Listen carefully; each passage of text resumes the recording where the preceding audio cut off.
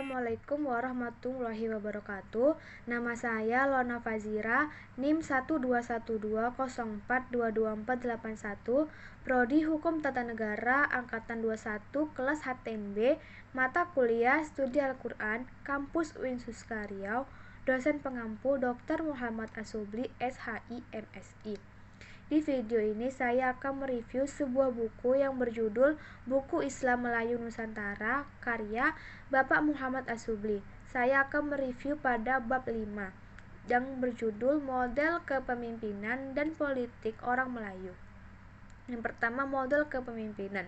Kepemimpinan Melayu yang biasa disebut Melayu tua terdiri dari pemangku adat atau sebagai pemimpin formal, di samping tokoh tradisi seperti dukun sebagai pemimpin informal. Tetapi setelah berkembangnya zaman, budaya Melayu yang disebut Melayu Muda membentuk guru beberapa kerajaan Melayu dengan dasar Islam, maka muncullah pemegang kendali kerajaan yang disebut raja, sultan, dan pertua.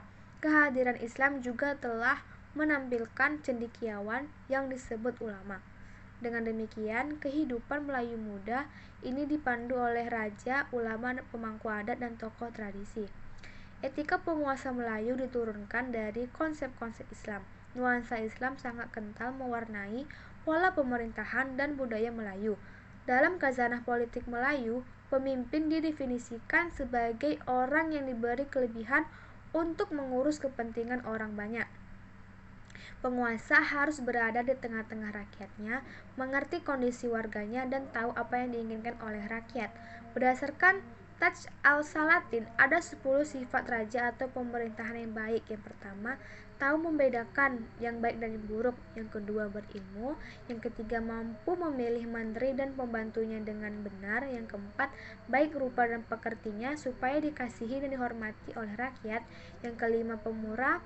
Yang keenam, mengenang jasa orang tua dan tahu balas budi. Yang ketujuh, berani. Yang kedelapan, cukup dalam makan tidur supaya tidak lalai.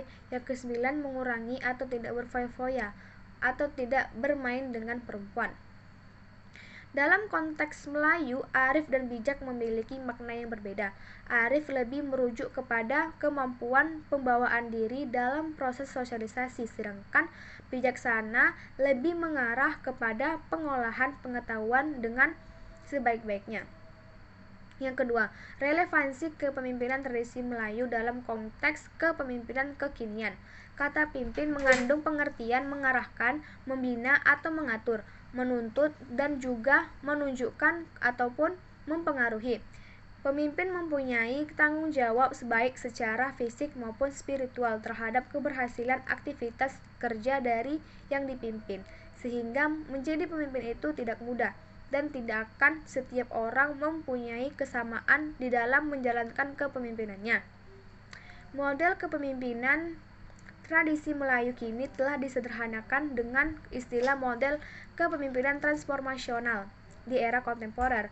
Kepemimpinan transformasional merupakan sebuah proses di mana para pemimpin dan pengikut saling menaikkan diri ke tingkat moralitas dan motivasi yang lebih tinggi. Pemimpinan transformatif lebih memposisikan diri mereka sebagai mentor yang bersedia menampung aspirasi para bawahannya. Sifat pemimpin ideal menurut etika budaya Melayu yaitu sebagai pemimpin banyak tahunya, sebagai pemimpin banyak tahannya, sebagai pemimpin banyak bijaknya, sebagai pemimpin banyak cerdiknya. Jika melihat sifat pemimpin ideal yang ada dalam tradisi budaya Melayu, maka akan sangat relevan dengan model kepemimpinan transformasional pada masa kini. Kepemimpinan transformasional berkaitan dengan nilai-nilai yang relevan bagi proses pertukaran atau perubahan seperti kejujuran, keadilan, dan pertanggungjawaban. Sekian dari video saya. Wassalamualaikum warahmatullahi wabarakatuh.